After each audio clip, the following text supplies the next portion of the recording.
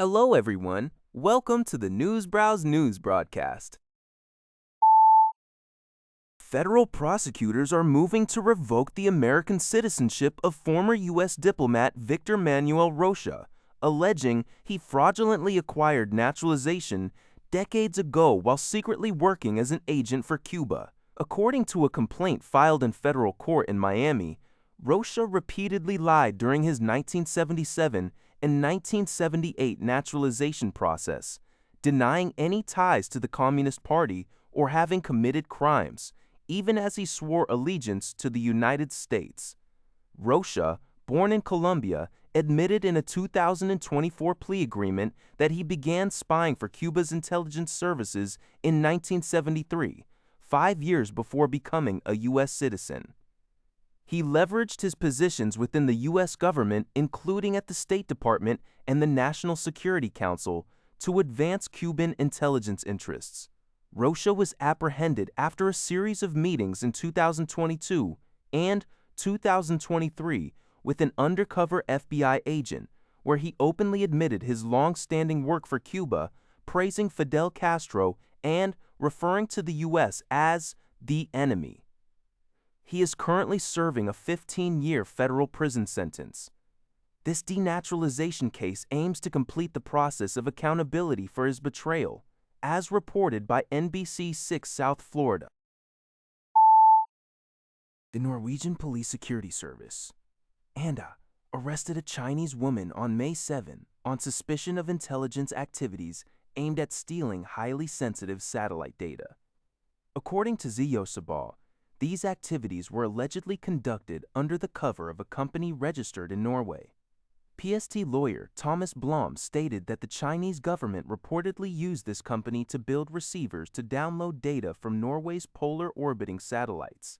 Such information, if obtained by a foreign government, would severely threaten Norway's fundamental security and interests. PST has since confiscated the receivers and halted their operation.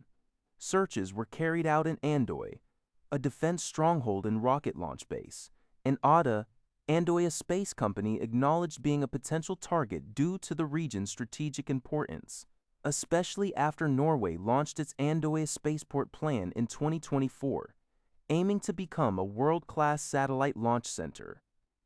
Security experts highlighted the increased risk of on-site infiltration compared to traditional cyber espionage, suggesting this case might be part of a larger intelligence operation. China is identified as a major threat in PST's 2025 threat assessment, citing economic means like acquiring critical infrastructure or properties near military facilities. 联合早报 reports that Iran is significantly increasing its rail trade with China to mitigate the impact of port blockades imposed by the United States. Since the U.S. blockade began on April 13th, the frequency of cargo trains traveling from Xi'an, China, to Tehran, Iran, has risen from approximately once a week to every 3 to 4 days. This move comes as Iran seeks to adapt to severe economic pressure, with freight costs along this route reportedly surging by about 40%, reaching up to $7,000 for a standard 40-foot container. While this rail link, passing through Kazakhstan and Turkmenistan, helps to offset some of the disruption from the sea blockade, it also highlights Iran's growing reliance on China, which is its primary oil purchaser.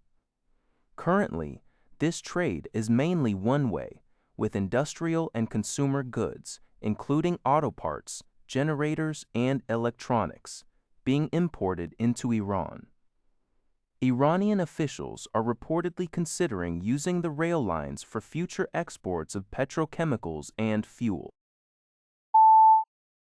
At the ASEAN leaders meeting held in Cebu, Philippines on May 8th, a central point of contention was whether to allow Myanmar's pro-military regime to attend key ASEAN conferences. According to the ASEAN leaders failed to reach a consensus on this issue. The military junta had announced that Democratic leader Aung San Suu Kyi was transferred to house arrest, a move welcomed by some countries like Thailand, while others maintained their opposition. Philippine President Marcos, serving as the chair, stated in a post-summit press conference that emotional discussions were held. He highlighted the ongoing humanitarian crisis and conflict in Myanmar, revealing that some countries expressed anger over the Myanmar military's failure to implement the five-point consensus, including the cessation of violence. President Marcos urged Myanmar to make further progress. CBS News reports on a major cyber attack that targeted the online learning platform Canvas on Thursday. The platform, which is a critical tool for approximately 30 million students worldwide, serves thousands of educational institutions, including many prominent universities. The attack has caused widespread disruption, impacting millions of students who rely on Canvas for their coursework, assignments, and communication. Reporter Jolene Kent detailed the incident, highlighting the significant challenges faced by the global academic community due to this massive security breach. The extent of the damage and the timeline for full recovery were not specified, but the impact is clearly substantial given the platform's vast user base. That's all for this video. Thank you for watching. See you in the next video.